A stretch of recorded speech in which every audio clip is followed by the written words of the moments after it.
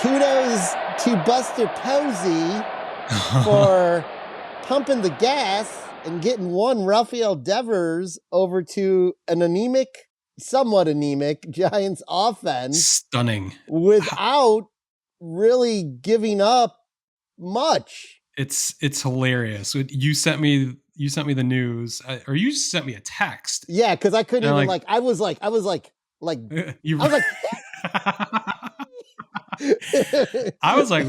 what the fuck are you talking about? Like, yeah, you're an Devers idiot. to the Giants. Like, what the fuck? And then you sent me the article, and I was like, what the fuck? Yeah. You look at the who they sent. You've got a couple of three pitchers. Yeah, you got Jordan prospect. Hicks, who is shit this year. They got all they could out of him last year. We talked about how he was going to be mystery coming off that second elbow surgery last year. He's been terrible this year. They gave up Kyle Harrison, who could work out to be he's like 23. Yeah. So he's been starting for you. Yeah, I guess the biggest prospect they gave up is this James Tibbs III. He's their number 4 prospect. And then a righty named Jose Bello. But it's not like you gutted your system to get arguably the best left-handed power hitter who was in the American League. He's going to be. He's tops at least in our fantasy league. I haven't seen how we do in an American-only league, so I don't know how he compares to others in the National League. But my God, that changes the whole spectrum of how your offense functions. Yeah. Even you just got to pitch to the rest of the team differently wherever he's slotted in the lineup. It just adds a whole new element that we just haven't had in a very long time. Well, specifically, I heard him talking about that on the radio this afternoon. I think it's been since Barry Bonds that you've had a 30 home run hitter. That is correct. That's going on 20 years now. So yeah. Holy shit. Yeah, I didn't realize that. Yeah, the only dig, if anything, is, all the experts say they probably should have been able to get the Red Sox to send them a little bit of money because there's $250 million left. But with what they gave up, no, they said, fuck it, we'll pay the bill. Take these guys. They paid not to give away their best prospects. This is a total salary dump by the Red Sox. The Giants apparently are in a position where they can just absorb cash or send out cash everywhere. We were joking about the Willy Adames deal in the offseason. I thought there was another one that the Matt Chapman extension. Yeah, the debate this was the first taste that Posey stepped in to get that done, and then the prior GM gets fired Farhan Zaidi. Yeah, Zaidi gets fired a month later, 2 weeks later or something. And then suddenly Buster Posey's announced as the, president of baseball operations and general manager. And he has just been throwing out the cash. Well, it's one of those situations where they have the money. I don't know what. Yeah. Was there different restrictions before he got there? Did he go in there and just say, listen, guys, we can forever be in the middle of the pack, but the best team in our division spends $350 million a year. If we don't make some sort of moves, we're not going to be in this, a real threat. And I think Posey was probably in the position where he made those his demands before he took the job. We're going to spend with the rest of our division at least to be a contender. If not, I'm not interested. So he's got the clout and he could demand those things. And apparently Giants ownership is willing to spend those monies. Of course, I think most major league teams have those monies. They just choose not to spend them necessarily. But now you see the Giants stepping up. What's ironic, I guess, is the Red Sox used to be one of those teams that would spend, and all they do is all they're doing over the last 5 years or so is jettisoning salary. You think about Mookie Betts, Xander Bogaerts, and now Rafael Devers.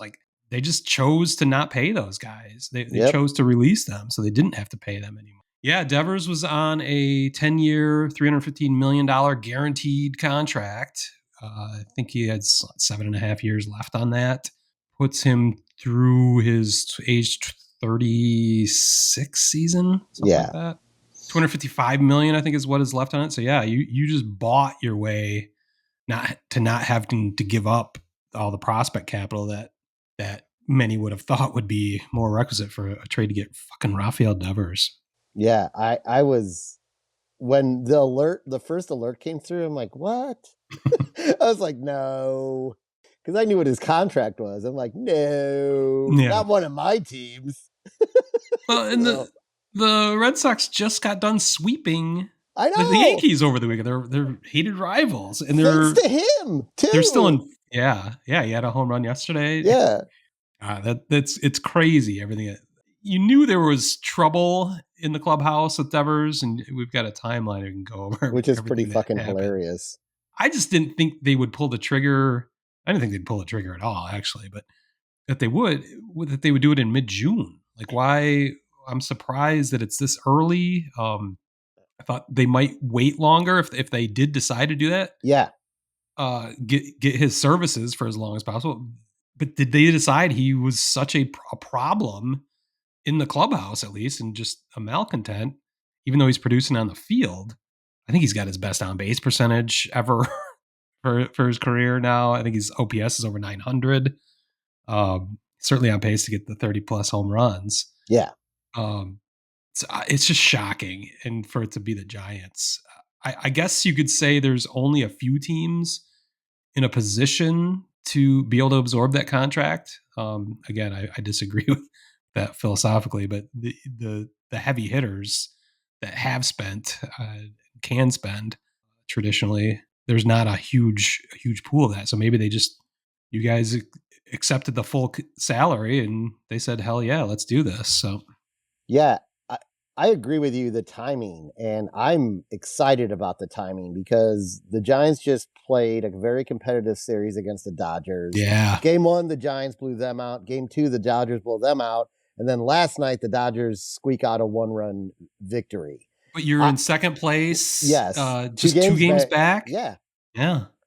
I mean, they need offense. They have very good pitching for the most part. And, this just shows the Dodgers too, like, well, okay. Yeah. If that's a statement move. Yeah, we can't get above this 597 winning percentage that we are at right now, which is fucking hilarious for all the money they spent. But if that's where we're gonna stay, we're probably gonna get leapt and get caught up to easily by the Dodgers, and the Padres are right behind that. So yeah, I'm excited for it. I agree. Like, does Devers? I've read like what Posey said, which is basically like just that we love his bat. The deal made sense, so we went for it. I've got a couple questions for you, though. I don't know if these rise to the level of asshole questions, but just kind of logical questions, I think. Does this mean Matt Chapman is out for longer than we hope? At least he's been on the IL for a couple weeks now. Yeah. Is Devers? Do you think he's going to play third, or is that I don't know who's playing third for you? They're using like a platoon situation. That dude they picked up, not very good players. Let's just put it that way. Well, so I think Devers is definitely going to be put in there to start. Okay. He's definitely not going to play first base because he refused to do that for the Red Sox. Or maybe he changes his mind now that he's in a new organization. He'd be willing to play first. Is that you got Wilmer Flores playing first right now? Yeah. I could see that happening because for him with the Red Sox, I think mentally to him it was more of a betrayal. Yeah, he was just annoyed with everything. They asked him to DH, and he figured that out. He started out the season horribly and then figured it out. And then they were jerking. He probably feels jerked around. They're like, "Oh, now we need you to play first." Like, fuck you, which is not being a good teammate. But I could see his position. Yeah. I guess the asshole question part of it is: are you worried that he's kind of a malcontent, and to the point where the Red Sox are ready to get him the fuck out of town. Is that a? I guess there's no way to know until stories come out down the road, I guess. But is that a concern of yours at all? Not right now. Yeah. Okay. And I remember someone named Barry Bonds who's a malcontent too, but they seem to do okay with him. I think he just didn't get along with the media. I don't know that he was like bad with his teammates necessarily, but maybe I'm revisionist history. I don't remember. Yeah, him and Jeff Kent. Jeff Kent did not get along at all. In fact, they got into it in the dugout more than once. So. Okay, yeah. Well, Jeff Kent's a cunt as well. Yeah, so, yeah. Jeff Kent is a cunt. Well, along the lines of the Devers situation, I mean, we could go over like what happened to get him out of Boston. Like, I think that's fascinating. It's like I saw this in an email thing I get from the wind up from the Athletic every day, a baseball specific email. They outline the entire process of what has gone on since February with Rafael Devers and the Red Sox. All right, here we go. As we kind of, I think everyone who follows baseball would remember this, but in February, he was already annoyed, calling out the Red Sox front office for not investing money into the roster. Yeah, I don't remember that. I do remember this next part though, which is hilarious. Then on February 15th of 2025, a year later, the Red Sox do invest more money in the roster, signing third baseman Alex Bregman to take his position. The wording of this is great. This is presumably not what Devers meant. That's exactly why I sent that to you. I thought the line was hilarious. 17th. And the 17th, we all remember this. We talked about this, actually. Mm-hmm. We covered this on the podcast. Devers like, I'm not moving off third base. So I don't know where they're putting him. I play third. Yeah, I play third. He was like, he had his interpreter there for that. And it was confused. Like, he would look at his interpreter, like, why are you asking me this question? I play third base. Like, and then he finally just said it in English. I play third. Like, what are we doing?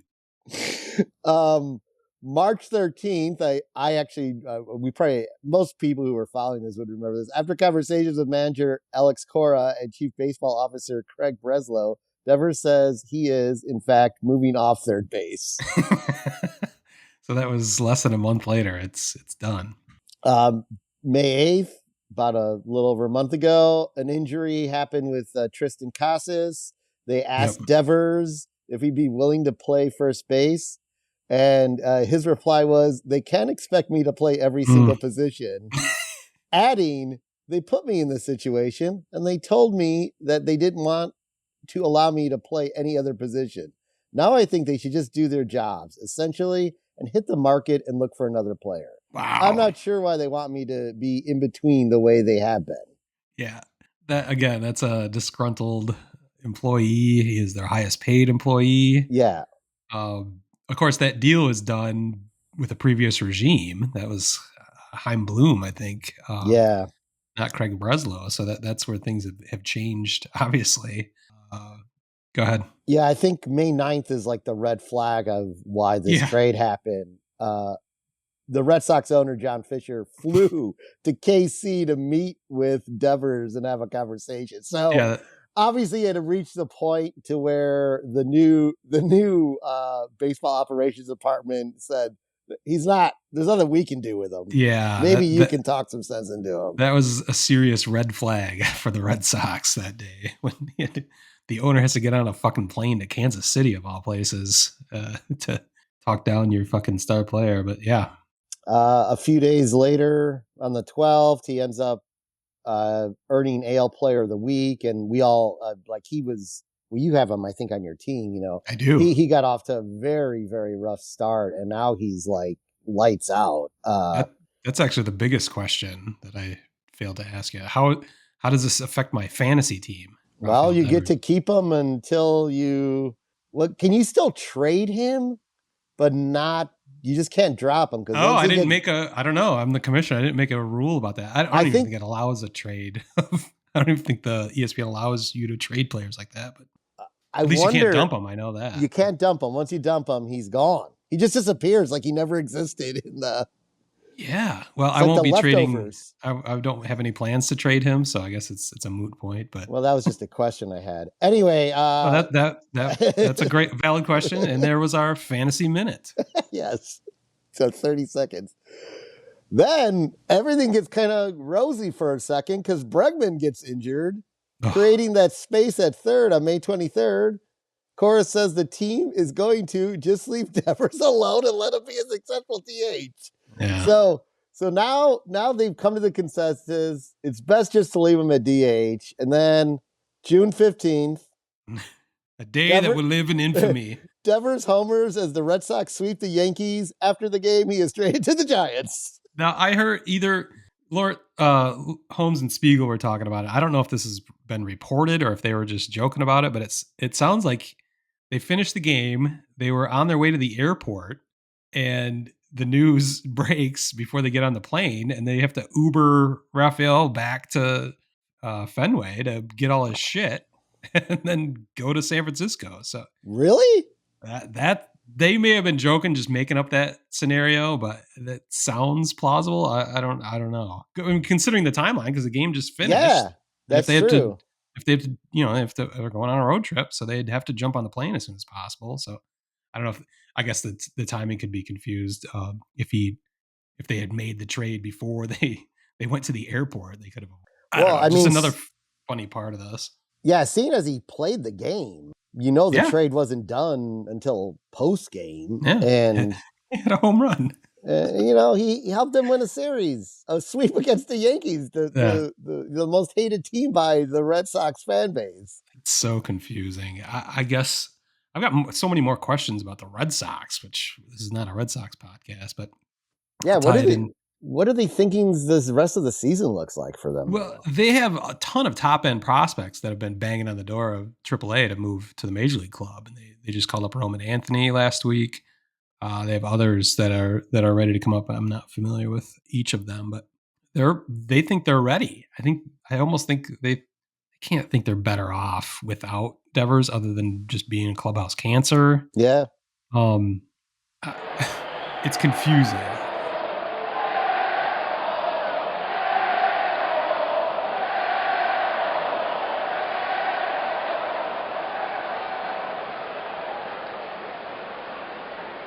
Word Hole Media.